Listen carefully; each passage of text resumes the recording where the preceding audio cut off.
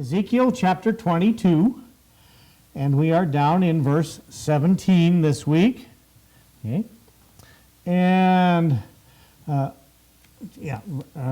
verse 17. This is, if you will, remember, previous sections of chapter 21 and 22 have started out with, and the word of the Lord came unto me, saying. Okay? And this is the fifth word of judgment, fifth time in the last couple of chapters where it starts out exactly the same way. The word of the Lord came unto me, saying. Fifth word of judgment. And this is the furnace.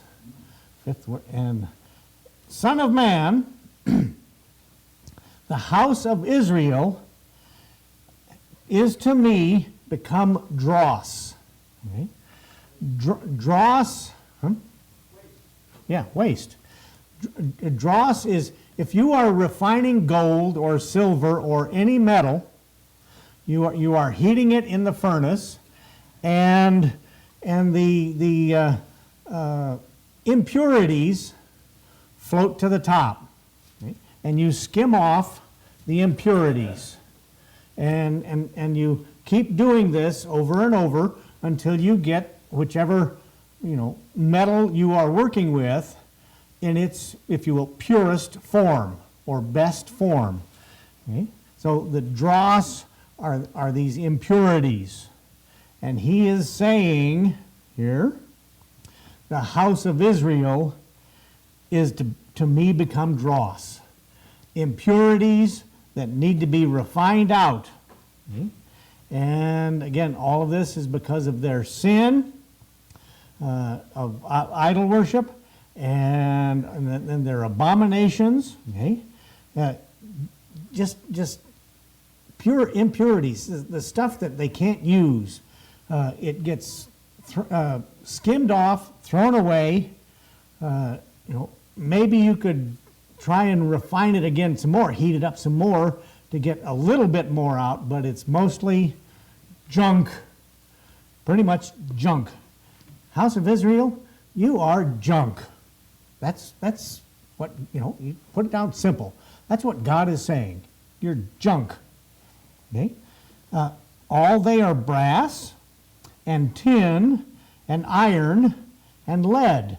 Each of these metals, of course, brass is a combination of got to remember I never did take, brass is copper and, what's brass? Copper and tin? Yeah. But it's, it's a mixture. But, and of course, tin and iron and lead. And they all of these have to be, to get them into a form where they are usable and productive metals.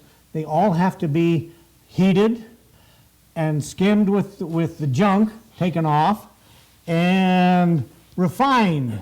Okay? The best brass, the best tin, and of course iron also. You can't make, if you will, an iron sword with impurities in it, because they will just break and tear apart, and you can't fight with them, and you can't do anything with them. So tin, iron, and lead, and all of these need to be refined. And there it says, you are dross in the midst of the furnace. They are even the dross of silver. Okay? Silver and gold are the primo best metals, that everybody desires. The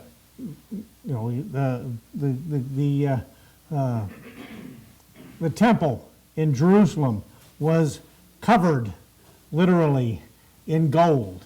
Okay? Refined gold, and it had to be, the best refined gold. Get all of the impurities, all of the junk out of it. and the silver.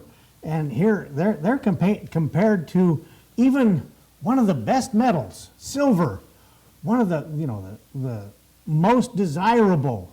Okay? And you're just the junk off of refined silver. And you're still junk. You're still no good. Okay? Therefore, thus saith the Lord God, because ye are all become dross, behold, therefore I will gather you into the midst of Jerusalem. I'm going to bring all the junk together in Jerusalem. Okay? And this is one of God's complaints about the children of Israel. You know, they're all there. They all think that they're safe. They're in a walled city. They all think they're safe.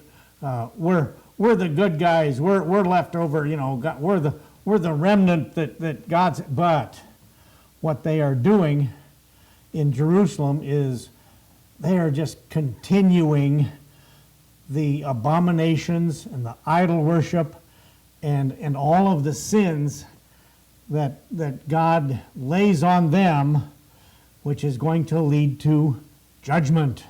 Right? And the judgment will happen in about, this is 593, so 590 BC, about 3 years.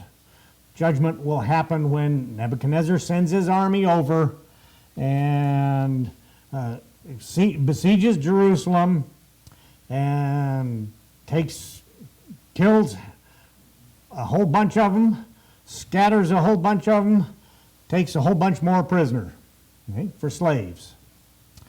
And what's left, probably a lot of, if you will, the princes. We talked last week about the princes of Israel and the head honchos. We talked about them and their sins and their filthiness in verse 15. Thy filthiness, and being that dispersed among the countries, consume thy filthiness out of thee. Okay? And so that, there's a lot of those there, government officials, whatever, but they're still not honoring God's Sabbath, cheating, stealing, taking bribes, usury, increase, greedily gained goods by extortion. Okay? They're not a good bunch of people, and that's why they're in trouble. So, thus saith, because ye are all become, behold, therefore I will gather you into the midst of Jerusalem. You'll be there. Remember, during this time, during the time of Ezekiel, 2/3 of the nation of Israel, 2/3 of the Jewish people will die because of their sin. Okay? God is so cruel, but he hates sin. Okay? And all they would have to do, all the children of Israel would have to do would be listen and pay attention to the prophets, listen and pay attention to what God is telling them, turn away from their sin, turn back to God, and they would live. Okay? Simple. But no, they're hard-headed, hard-hearted, and they will suffer. Okay? No, that's so cruel of God. Oh, no, he's such a love. No, yeah. He can be an angry, vengeful God. He's jealous. Okay? That's why kind of reading Ezekiel, sometimes I keep thinking, how many people avoid reading Ezekiel because of the severe judgment that God is pronouncing on the children of Israel, his chosen people, and he's pronouncing it. So, as they gather silver and brass and iron and lead and tin into the midst of the fire to blow the fire upon it, okay? Gathering it all together for purification, okay? And this little term here, all about blowing on a fire to get a spark going. You get the spark going, or you get in the case of a furnace, you get a bellows, and you blow air onto it to heat it up. It's to increase the heat of the furnace, of the fire. So to blowing fire on it, there's gathering it together to melt it. Got to get it hot enough to melt. Okay? So, hey, and the people that Ezekiel's talking to, the citizens that he's talking to, would know all about this. They know about, if Paul talks a lot about races and running, sports, okay? Jesus talks about agriculture and growing things, okay? And, most of the people would know about how you refine gold, how you refine tin, how you got to get it hot enough. And we do this today. Got to get it hot enough. And blowing on it with whatever source of air, to get it going, get it hot enough. Okay, so will I gather you in mine anger. Okay, he's not being, if you will, long-suffering here. God is not being long-suffering. His patience has run out, and now he's angry. And it's his anger, and in my fury, anger and fury, and I will leave you there. Right? Literally, you're going to stay there for a long time. You're not getting out of it until that dross is all cleaned off. Till all that junk is out of your lives. I will leave you there and melt you. Okay. You don't want to be on the wrong side of God. Really, you don't. Okay? Yea, I will gather you and blow upon you in the fire of my wrath. Okay? What do we got? Anger, fury, wrath. Okay? And ye shall be melted in the midst thereof. You're going to spend, 70 years, if you will, in the furnace as slaves. Doesn't matter who you are, king, prince, pauper, poor person. Nebuchadnezzar did leave a few very poor farmers in Jerusalem after he was done there. But poor farmer isn't worth much to a dictator like Nebuchadnezzar, okay?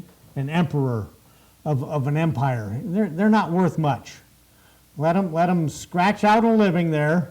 Let them stay poor, but there's still going to be those poor farmers that are still there. Okay? They are still in, if you will, that furnace of God's anger and fury and wrath. They're still for 70 years. Okay? Slaves for 70 years. About the only ones that had it, if you will, decent in their lives, but they were still slaves. Okay? The 10,000, remember that Nebuchadnezzar, the first time he came through, that he took back, including Daniel, Shadrach, Meshach, and Abednego. Okay? Those are the guys that at least had a semi-decent life. Okay? Daniel had an important job. Daniel was pretty much, like second to the king, but he was still a slave.